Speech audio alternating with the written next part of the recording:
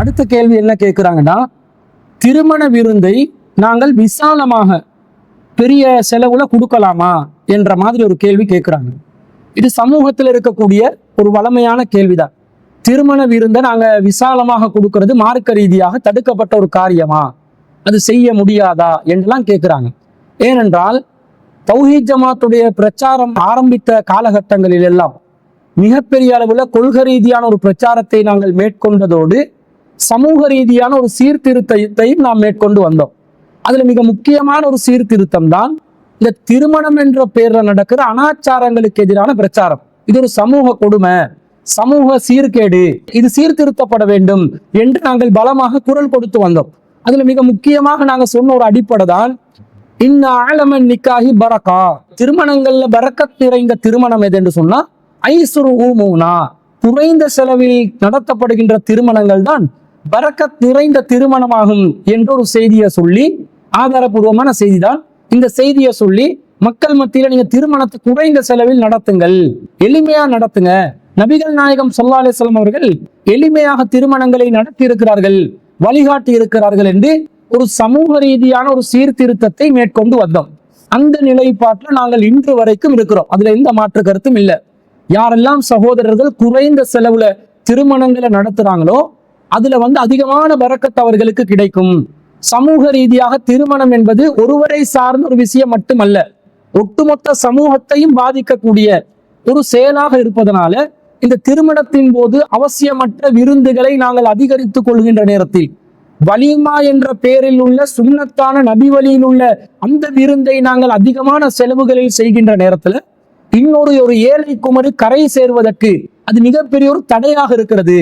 எனவே நீங்க குறைஞ்ச செலவுல திருமணங்களை நடத்துங்க என்று நாங்க மிகப்பெரிய அளவுல பிரச்சாரம் செய்து வந்தோம். இன்னும் அதை செய்கிறோம். சமூக சீர்திருத்தம் இன்னும் மேற்கொள்ளப்பட வேண்டும். ஆனால் ஒருவர் என்ன கேட்கிறாருண்டா, இப்ப நாங்க குறைஞ்ச செலவுல திருமணம் நடத்தினா அதிகம் பரக்கத் நிறைந்ததாக இருக்கும். ஒரு வசதி படைத்த ஒருவர் வசதியாக இருக்கிறார், கோடீஸ்வரனாக இருக்கிறார், ஒரு மல்டி மில்லியனராக இருக்கிறார். அவருக்கு குறைந்த செலவு என்பது அவருடைய பார்வையில ஒரு சாதாரணமான நடுத்தரமான குடும்பம் ஒரு 100 சகன் கொடுக்கிற அந்த சாப்பாடு அவர்களுக்கு பெரிய செலவாக இருந்தாலும் ஒரு கோடீஸ்வரனுக்கு அது சின்ன செலவா இல்லையா? ஒரு சாதாரண ஒரு குடும்பம் 400 சகனுக்கு ஒரு திருமண விருந்தை கொடுத்தாங்கன்னு சொன்னா இந்த கொழும்புல எல்லாம் நாங்க பாக்குறோம், அந்த அளவுல கொடுப்பாங்க. நிறைய அள்ளி போட்டுக்கொண்டு சகன்களை கூட்டி கொண்டுதான் விருந்துகளை கொடுக்குறாங்க. இதை பொறுத்த அளவுல ஒரு வசதி படைத்தவருக்கு இது நாங்க ஒரு சாதாரண நடுத்தரமான குடும்பம் செய்யும் போது ஏன் இப்படி வீண் விரயம் பண்றீங்க, எளிமையா நடத்துங்க என்று கண்டிக்கிறோம். இதே ஒரு வசதி படைத்தவர் செய்யும் பொழுது அவருடைய பொருளாதாரம் அவருடைய வசதியோடு ஒப்பிட்டு பார்க்கின்ற நேரத்துல ஒரு 400-500 சகனாக இருந்தாலும் அது குறைந்த செலவா இல்லையா? அது அவருடைய பார்வையில குறைவானதாக இருக்குதா இல்லையா? இப்ப இந்த விஷயத்துல நாங்க எந்த மாதிரி ஒரு நிலைப்பாட்டை எடுக்க வேண்டும் என்று சிலர் புலம்பி போய் இருக்கிறாங்க. அன்பிற்குரிய சகோதரர்களே, இந்த விஷயத்துல நாங்க என்ன விளங்கி கொள்ளணும் என்று சொன்னா, திருமணத்தை பொதுவாக எளிமையாக நடத்தணும், குறைந்த செலவில் நடத்தணும், அதுதான் பரக்கத் நிறைந்ததாக இருக்கிறது.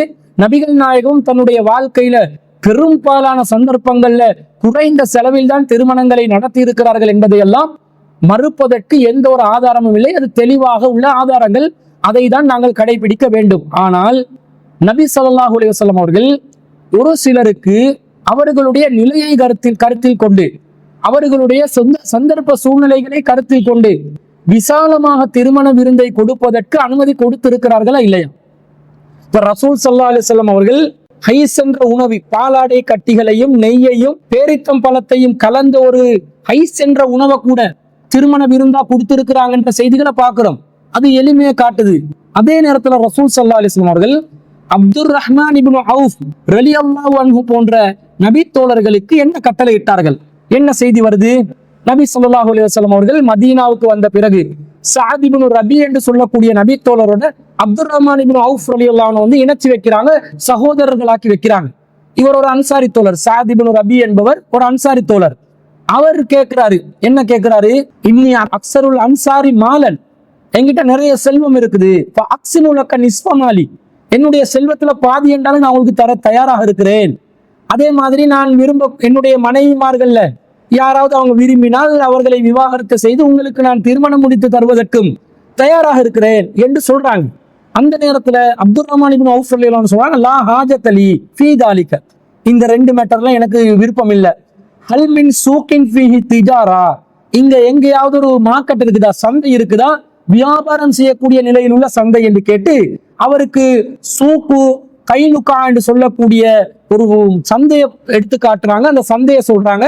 அவர் போய் அதுல வியாபாரம் பண்றாரு. முதலாவது நாள்லயே அவர் லாபம் ஈட்டு கொண்டு வருகிறார். பாலாடை கட்டியையும் நெய்யையும் லாபமாக பெற்று வருகிறார்.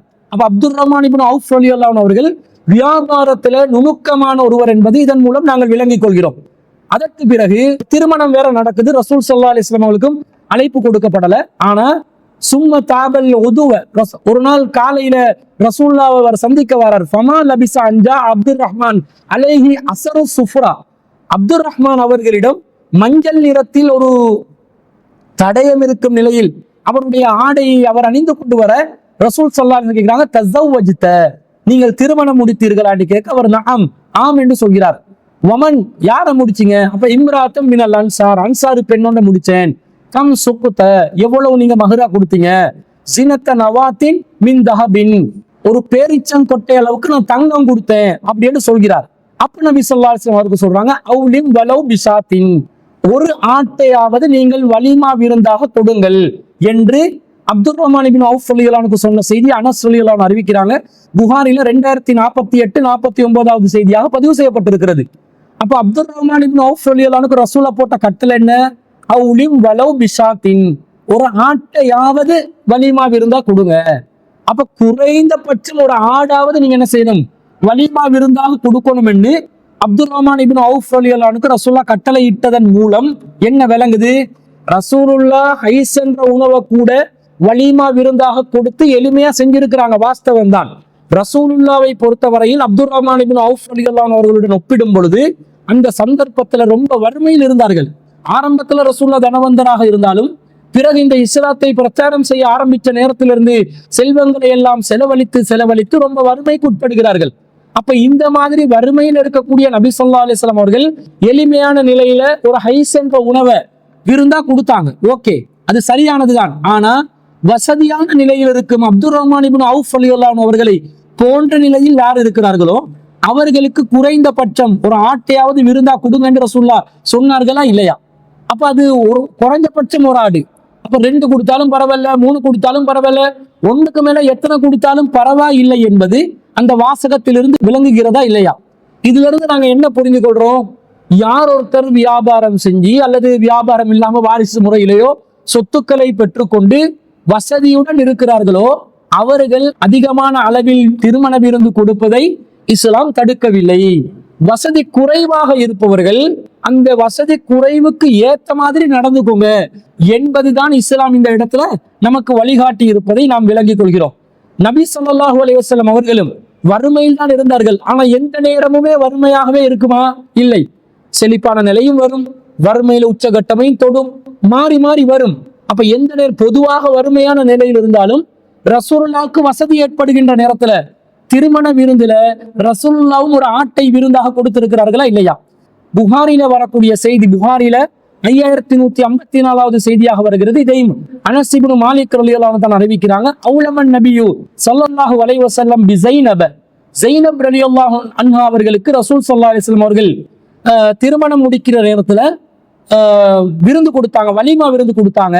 ஃபஅவுஸஅல் முஸ்லிமீன கைரா, அது நபி ஸல்லல்லாஹு அலைஹி வஸல்லம் முஸ்லிம்களுக்கு நல்ல விசாலமான அளவு அந்த நேரத்தில் மன விருந்து கொடுத்தாங்க அப்படின்னு வருது. ஜைனப் பின் ஜஹஸ் ரலியல்லாஹு அன்ஹு அவர்களை ரசூல் ஸல்லல்லாஹு அலைஹி வஸல்லம் திருமணம் முடிக்கிறாங்க. அந்த நேரத்துல ரசூல் ஸல்லல்லாஹு அலைஹி வஸல்லம் விசாலமாக திருமண விருந்து கொடுத்தாங்க என்று வருது. அப்ப இதுல இருந்து என்ன விளங்குது? ஒருத்தருக்கு விசாலமா திருமண விருந்து கொடுக்கலாமா இல்லையா? அப்ப இந்த விசாலமாக திருமண விருந்து கொடுக்கலாம் என்பது மார்க்கத்துல தடுக்கப்பட்ட ஒரு காரியமாக இருந்தால் நபிகள் நாயகம் ஸல்லல்லாஹு அலைஹி வஸல்லம் அவர்கள் விசாலமான விருந்து கொடுத்திருப்பாங்களா? அப்ப இந்த அறிவிக்கக்கூடிய அனஸ் ரலியல்லாஹு அன்ஹு சொல்றாங்க, ஃபஅவுஸஅல் முஸ்லிமீன கைரா, முஸ்லிம்களுக்கு ரொம்ப பெரிய ஒரு விருந்தாக, நன்மையாக ஒரு விருந்தாக அது கிடைத்தது என்று சொல்றாங்களா இல்லையா? இப்ப பார்வையில பார்க்கும் போதே விளங்குது இது பெரிய விருந்து, பெருசா கொடுத்திருக்கிறாங்க என்றது விளங்குது. அப்படி ஜைனப் பின் ஜஹஸ் ரலியல்லாஹு அன்ஹு அவர்களை திருமணம் முடிக்கும் போது ரசூலா என்ன விருந்து தான் கொடுத்தாங்கன்னு பார்த்தா புகாரில 5168வது செய்தியில வருது. இதை அனஸ் இப்னு மாலிக் ரலியல்லாஹு அன்ஹு அறிவிக்கிறாங்க. அவுலமா அலா அஹதின் மின் நிசாஹி மா அவுலம அலைஹா அவுலம பிஷாத்தின். நபி ஸல்லல்லாஹு அலைஹி வஸல்லம் அவர்கள் ஸைனப் பின் ஜஹஷ் ரலியல்லாஹு அன்ஹா அவர்களை திருமணம் முடிக்கின்ற நேரத்துல வேற எந்த மனைவிக்கும் திருமணம் செய்த போது கொடுக்காத அளவுக்கு விசாலமான ஒரு விருந்தை கொடுத்தாங்க. அது என்ன விருந்து? அவுலம அலைஹா அவுலம பிஷாத்தின், ஒரு ஆட்டை அவர்கள் திருமண விருந்தாக கொடுத்தார்கள். அங்க அப்துல் ரஹ்மான் இப்னு அவுஃப் ரலியல்லாஹு அன்ஹுக்கு ஒரு ஆட்டையாவது கொடுக்க சொன்ன ரசூலுல்லாஹ் தனக்கு வசதி ஏற்படுகின்ற நேரத்துல தானும் ஒரு ஆடை விருந்தா கொடுத்திருக்கிறாங்கன்னு இந்த செய்தியிலிருந்து நாங்க பாக்குறோம். அப்ப திருமண விருந்து என்பது குறைந்த செலவில் நடத்தினால்தான் அதிகம் பரக்கத் கிடைக்கும், அதுல மாற்று கருத்தே இல்லை. இந்த குறைந்த செலவு என்பது இவ்வளவுதான் என்று அல்லாவும் அல்லாவுடைய ரசூலும் ஒரு வரம்பை போடவில்லை. அல்லாவும் அல்லாவுடைய ரசூலும் ஒரு வரம்பை போடாத விடுத்து அந்த விஷயத்தில் நாங்க எப்படி முடிவெடுக்கணும்?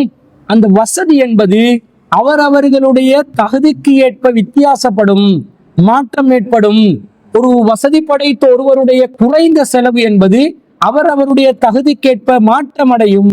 வசதி படைத்த ஒருவருக்கு குறைந்த செலவு என்பது ஒரு சாதாரண ஏழையுடைய அதிகமான செலவை விட மிக குறைவானதாக கூட இருக்கலாம். ஏனென்றால் வசதி படைத்தவருக்கு குறைஞ்ச செலவுன்றது அவர் ஒரு 300 சகன் ஒரு விருந்தா கொடுக்கிறது மிகப்பெரிய ஒரு செலவா அவருக்கு விளங்காது. இதே ஒரு நடுத்தரமான குடும்பத்துல 300 சகனண்டா அது மிகப்பெரிய அளவுல ஒரு செலவாக இருக்கும். அப்ப இந்த நடுத்தரமான குடும்பத்துக்கு அது மார்க்கத்துல நீங்க குறைஞ்ச செலவை தாண்டி போறீங்க என்ற நிலை வரும். வசதி படைத்தவருக்கு அவருடைய வசதியில் அது குறைந்த செலவாக வரும். அப்ப இப்படித்தான் ஒவ்வொரு நபரை பொறுத்து திருமண விருந்தின் செலவு குறைந்த செலவு என்பது வேறுபடும். வசதியானவர்களாக இருந்தா அவங்க எதுக்கு கஞ்சத்தனம் படணும்? அவங்க தாராளமா விருந்து கொடுத்து ஏழைகளை மகிழ்விக்கக்கூடிய அந்த காரியத்தில் ஈடுபடலாம் என்ற மார்க்க வழிகாட்டல் இதன் மூலமாக நமக்கு கிடைக்கிறது. எனவே அன்பிற்குரிய சகோதரர்களே, நாங்க திருமண விருந்த இவ்வளவு சகங்கள் என்று நிர்ணயிக்க முடியாது. அது அவரவருடைய மனசாட்சிக்கு தெரியும். ஆடம்பரமா போறோமா, எளிமையா போறோமா, அதிக செலவுல போறோமா, குறைந்த செலவுல போறோமா, அந்தந்த குடும்பங்கள் தீர்மானிக்க வேண்டும். வலிமா விருந்து தான் இஸ்லாத்துல வழிகாட்டப்பட்ட திருமண விருந்து. அந்த திருமண விருந்த மணமகனுடைய செலவில் தான் நடத்தப்பட வேண்டும். மணமகனுடைய வசதியை வைத்து, அவருடைய குடும்பத்தின் வசதியை வைத்து திருமணத்தின் இப்ப இலங்கை நாட்டில் இருக்கிறவங்க இந்த சகன் கணக்கு தான் பார்ப்பாங்க. ஒரு சகனுக்கு 6 பேர் கொழும்பில் உள்ளவங்க பார்ப்பாங்க. வெளியூர்ல இருக்கக்கூடியவங்க 5 பேர் 4 பேர் என்னெல்லாம் கணக்குல வைப்பாங்க. அப்ப அவங்க எத்தனை சகன் நாங்க வைக்கிறது, எத்தனை பேரை விருந்தினராக அழைப்பது என்பதை அவரவர்கள் முடிவு எடுத்துக்கொள்ள வேண்டிய விஷயமாக இருக்கிறது. எனவே இதுல மார்க்கத்துல இதுதான் வரம்பு என்று நமக்கு சொல்ல முடியாது. அந்த வரம்பை அவர்களுடைய மனசாட்சியின் அடிப்படையில சமூகத்தில் இருக்கக்கூடிய நிலவரங்களை வச்சு ஏழை கொமரும் கஷ்டப்படாம திருமண வாழ்க்கைக்குள்ள நுழையக்கூடிய விதத்துல இந்த வரம்புகளை நாங்கள் அவரவர்கள் தீர்மானித்துக் கொள்ள வேண்டும் என்பதுதான் இதற்கு மார்க்க ரீதியாக நமக்கு ஒரு வழிகாட்டலாக கொடுக்கலாம். மேலும் இன்னும் சொல்ல போனால் நபி ஸல்லல்லாஹு அலைஹி வஸல்லம் அவர்கள் சஃபியா ரலியல்லாஹு அன்ஹா திருமணம் முடிக்கிறாங்க. திருமணம் முடிக்கிற நேரத்துல நபி ஸல்லல்லாஹு அலைஹி வஸல்லம் அவர்கள் 3 நாட்கள் தொடர்ச்சியாக வலிமா விருந்து கொடுத்ததாக வருது. தஸவஜ நபியு ஸல்லல்லாஹு அலைஹி வஸல்லம் சஃபியா ரலியல்லாஹு அன்ஹாவை அல்லாஹ்வின் தூதர் ஸல்லல்லாஹு அலைஹி வஸல்லம் அவர்கள் திருமணம் முடித்தார்கள். அவர்களுடைய விடுதலை பணமாக, அந்த அடிமையாக இருந்தவங்க சஃபியா ரலியல்லாஹு அன்ஹா அவங்களை விடுதலை செய்வதற்குரிய தொகையாக, விடுதலை தொகையாக இந்த மகரை நிர்ணயித்தார்கள். நான் உன்னை விடுதலை செய்வதுதான் உன்னுடைய மகரு. வலீமத்த ஸலாஸத அய்யாம், சஃபியா ரலியல்லாஹு அன்ஹா அவர்களுடைய வலிமா விருந்தை 3 நாட்களுக்கு கொடுத்தார்கள் என்று வருகிறது. அப்ப இந்த செய்தி முஸ்னத் அபி யஅலாவில 3731வது செய்தியாக பதிவு செய்யப்பட்டிருக்கிறது. அப்போ 3 நாளைக்கு விருந்து கொடுக்கிறதா இருந்தா அது கொஞ்சம் விசாலமான விருந்தா தானே அதுவும் விருந்து இருக்கும். அல்லது அந்த குறைந்த ஒரு பாலாடை கட்டிய வச்சு 3 நாளைக்கு எத்தனை பேருக்குன்னு தான் கொடுக்கறது? ஐஸ் என்ற உணவு 3 நாட்களுக்கு எத்தனை பேருக்கு தான் கொடுக்கறது? அப்ப ரசூலை ஏதோ ஒரு விதத்துல 3 நாட்கள்ல விருந்து கொடுக்கிற அளவுக்கு விசாலமாக சஃபியா ரலியல்லாஹு அன்ஹா அவர்களுடைய திருமண விருந்திலையும் கொடுத்திருக்கிறாங்க என்றது விளங்கிக் கொள்றோம். இது எல்லாமே ஒருவருடைய வசதியை பொறுத்து. ஏழையாக இருந்தாலும் சில வேளை அவருக்கு அந்த திருமணத்தின் போது விருந்தை கொடுப்பதற்கு சக்தி கிடைத்தால் கொடுக்கலாம்.